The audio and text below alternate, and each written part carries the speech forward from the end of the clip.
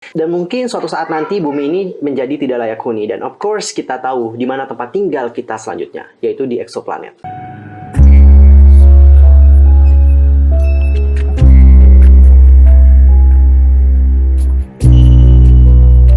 Annyeonghaseyo Chungudul, Yusul Kim Imida, welcome back to my channel. Gimana kabar kalian hari ini? So fine, so good, nothing problem dong kan? Dan buat yang punya problem, keep fighting, don't give up. Nah, for this time aku akan ngajakin kalian semua untuk ngebedah teori dari Kai yang berjudul kok jadi itu ya? Bukan, gimana sih nadanya? Pokoknya ya itu deh, judulnya But wait guys, sebelum kita ngebahas teorinya bersama-sama, pastikan dulu untuk bantu perkembangan channel aku supaya jadi channel K-pop terbesar dengan informasi seputar dunia per-K-popan yang terlengkap dan juga ter-up to date. Langsung aja subscribe, bunyi loncengnya, like and comment video ini, serta share juga video ini kepada EXO-L yang lain dan juga SM Stan yang lain. Dan jangan lupa juga nih buat follow sosial media aku. Di Instagram itu ada @yusulkim, di Facebook itu ada Detektif Teori, di Twitter itu ada @yusulkim2. Gamsahamnida Chingedul. Tanpa basa-basi lagi, langsung aja kita bahas teorinya bersama-sama. Alright, Chingedul, untuk teori dari Kai yang berjudul di sini aku udah ngebagi jadi 8 poin sehingga kalian nanti lebih mudah untuk mencerna apa yang aku sampaikan. Dan langsung aja kita mulai dari poin yang pertama, yaitu judulnya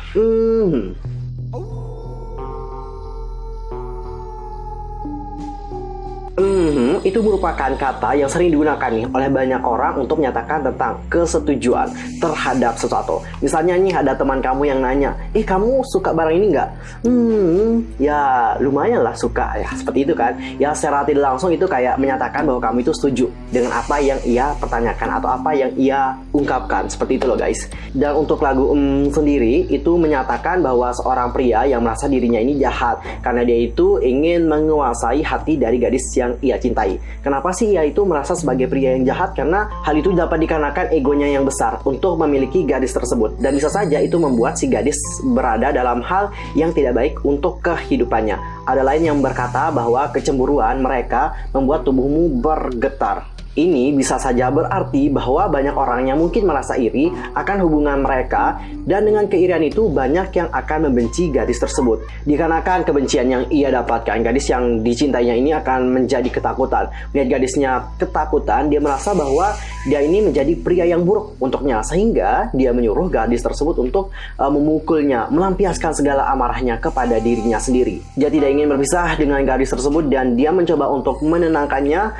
memeluknya dengan erat dan meyakinkannya bahwa tidak akan ada yang dapat memisahkan mereka. Sangat dalam banget ya maknanya. Ini tuh juga dapat berarti sih guys, bahwa dari hasil konferensi kemarin Kai kan udah menjelaskan bahwa nama albumnya sendiri yaitu Kai. Kai sendiri itu berarti membuka. Dia itu kayak ingin membuka pintu hati semua orang gitu loh, dan memiliki hati orang-orang tersebut. Yaitu kalian semua sih sebagai para EXO-L. Dia itu kayak menginginkan atau ingin memiliki kalian sepenuhnya. Dia itu tidak ingin berpisah dari kalian, seperti itu loh. Meskipun mungkin kalian selama ini mendapatkan banyak hal yang ngebuat kalian sakit, dia itu kayak mencoba loh untuk menenangkan kalian. Dia itu ingin meluk kalian sehingga kalian ini seolah-olah tidak akan lepas darinya, seperti itu loh. Jadi buat para EXO-L yang mungkin setia banget sama EXO, pasti dong bisa merasakan emosi apa yang disampaikan oleh Kai di sini. Dia itu benar-benar mencurahkan segala ketulusannya di dalam lagu ini dan juga di dalam album debutnya ini. Gak cuman dari lagu, gak cuman dari nyanyian, gak cuman dari ngedance, dia itu juga menunjukkannya dari ekspresinya di video ini. Jadi kemarin pas aku nonton musik videonya, itu benar-benar buat aku merinding banget. Gila sih,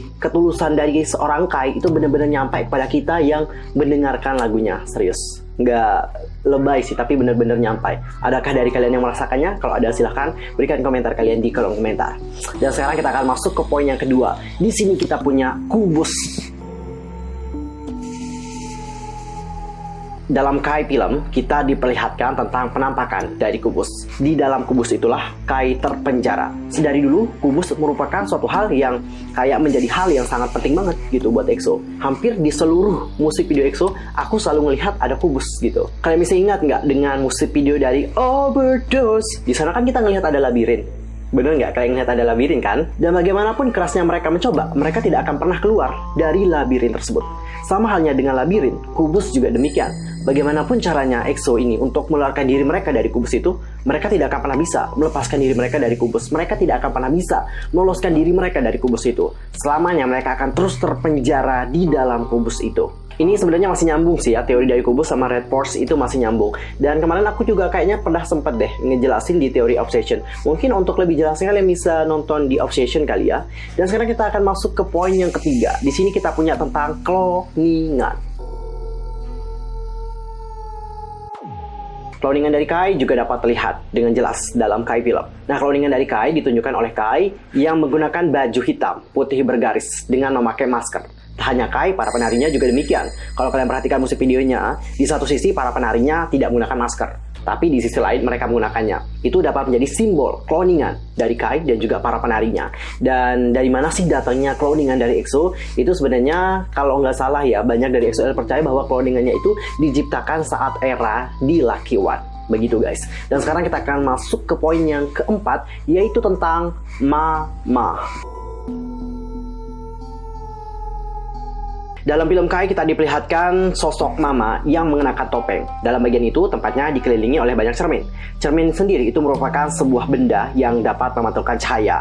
Dengan demikian mencerminkan dunia di sekitarnya. Secara spiritual, cahaya memiliki keterikatan simbolis dengan iluminasi. Ingat, iluminasi, bukan Illuminati. Iluminasi dan Illuminati itu beda banget, nggak sama. Selain memiliki keterikatan simbolis dengan iluminasi, cahaya juga memiliki ikatan dengan kesadaran dan juga kebijaksanaan. Oleh karena itu, dalam istilah simbolisme spiritual, cermin mencerminkan kebenaran. Cermin ini menampilkan apa yang sebenarnya? Menampilkan siapa orang itu sesungguhnya. Dan dalam dunia psikologi, cermin melambangkan batas antara pikiran sadar dan alam bawah sadar. Dengan melihat cermin, seseorang mungkin melihat ke dalam ketidaksadaran mereka. Oleh karena itu, citra yang dihasilkan cermin bersifat simbolis dan dapat dipahami baik dalam proses pemikiran sadar maupun alam bawah sadar.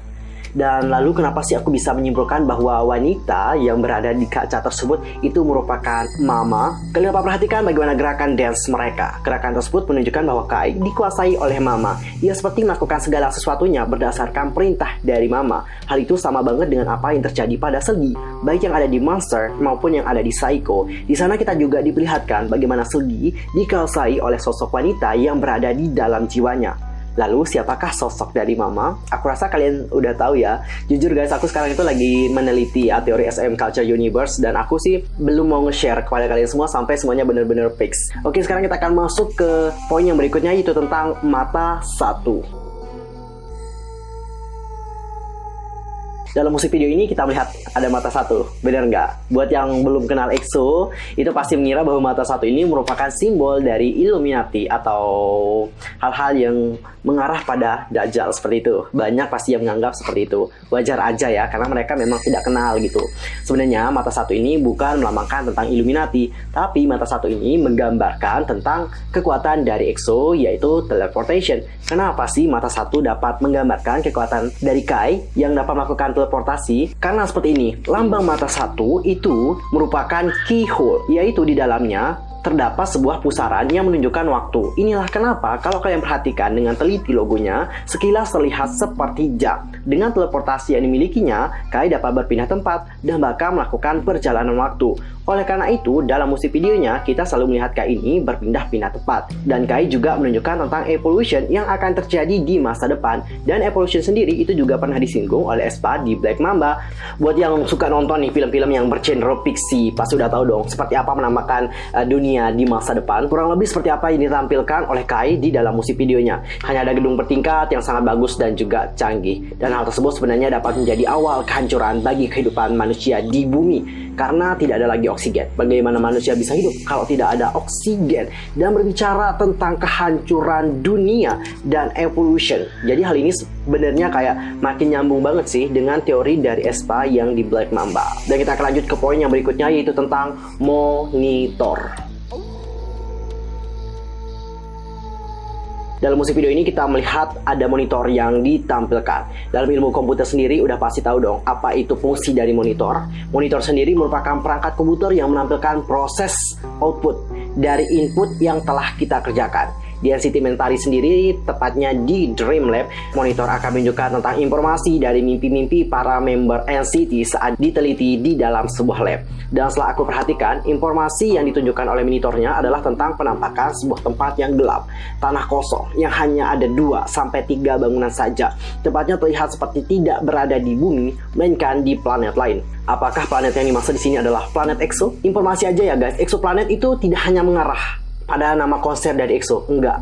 Tapi exoplanet ini memang benar-benar ada. Seperti yang telah aku lansir dari kumparan.com.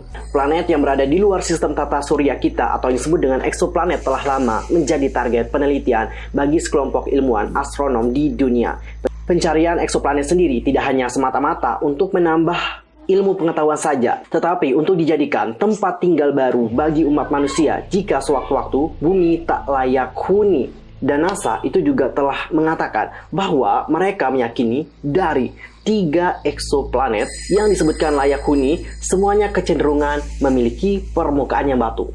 Dicatat memiliki permukaan yang berbatu. Kali ini ingat dengan apa yang ditampilkan di akhir video tentang batu bebatuan. Jadi makin nyambung ya ke exoplanet. Ciri-cirinya loh guys, sama banget. Dan aku juga teringat dengan tweet dari Kat Halliwell yang menyebutkan bahwa EXO lebih berkomitmen untuk keseluruhan konsep mereka, pembangunan dunia dan juga permainan akhir. Hal itu memang benar. Menurut aku benar banget apa yang dikatakan oleh Kate ini, benar banget, benar. Karena seperti yang telah aku jelaskan di poin yang sebelumnya, kita diperlihatkan tentang penampakan bumi yang sangat gersang dan hanya ada gedung yang bertingkat. Dan saat aku nonton film yang berjudul 2047, kita ditunjukkan bagaimana manusia itu kesusahan untuk bertahan hidup. Kenapa mereka susah bertahan hidup? Karena tidak ada pepohonan. Dan karena tidak ada pepohonan, manusia itu tidak akan bisa hidup karena nggak ada oksigen guys. Dan mungkin suatu saat nanti bumi ini menjadi tidak layak huni. Dan of course kita tahu di mana tempat tinggal kita selanjutnya, yaitu di exoplanet. Wow, speechless ya sama teorinya SM Entertainment, bener-bener debak banget. Dan sekarang kita akan masuk ke poin yang ke-7, yaitu tentang barang melayang. Di musik video ini kita diperlihatkan bagaimana benda-benda dapat melayang. Dan di akhir videonya kita melihat ada 2 simbol kekuatan yang ditampilkan. Simbol kekuatan tersebut merupakan milik dari Dio dan juga Xiumin. Membuat benda melayang merupakan hal yang dapat dilakukan oleh Dio, karena kekuatan dari Dio sendiri itu disebut dengan Terakinesis.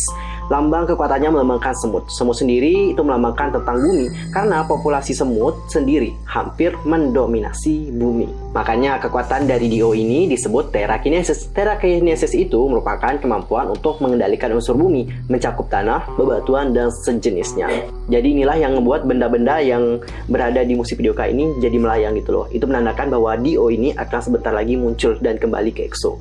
Lalu kita akan masuk ke poin yang berikutnya. Ini adalah poin yang terakhir, yaitu tentang ice.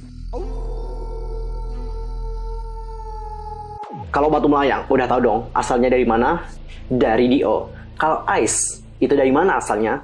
Siapa lagi kalau bukan dari Xiumin? Karena kekuatan dari Xiumin sendiri itu disebut cryokinesis. Lambang Xiumin merupakan frost atau snowflake. Frost menunjukkan bahwa Xiumin dapat mengendalikan es dan membuat sekitarnya menjadi beku. Nah guys, poin tentang kekuatan dari Xiumin tadi mengakhiri penjelasan teori untuk kali ini. Kesimpulannya apa? Ini sebenarnya menjelaskan tentang exoplanet, tempat yang akan dihuni oleh manusia di saat bumi tak layak dihuni kembali. Dan teori ini juga menjelaskan tentang Dio dan juga Xiumin yang akan kembali lagi kepada EXO setelah menyelesaikan wajib militernya. Wow, gimana? Teorinya sangat amazing banget ya. Well done guys untuk video pembahasan teori KAI yang berjudul untuk kali ini. Well done ya. Dan bagaimana nih? Apakah kalian sekarang udah paham dengan teorinya? Harus paham dong ya guys. Thank you udah nonton video aku kali ini. Thank you banget. Dan aku minta maaf nih guys kalau ada kesalahan baik dalam ucapan, sikap, tindakan dan sebagainya. I'm so sorry. I'm so sorry banget. Itu semua tidak sengaja aku lakukan. Dan mungkin ada yang mau menambahkan, ada yang kurang-kurang, silahkan langsung aja tambahkan di bawah. Dan mungkin ada yang mau ngoreksi, silahkan juga koreksi aku dengan cara komen di bawah ya guys. See you next time di video berikutnya. I'm Yusuf K pamit. Annyeong. Gamsaham nih dah. Goodbye. Goodbye.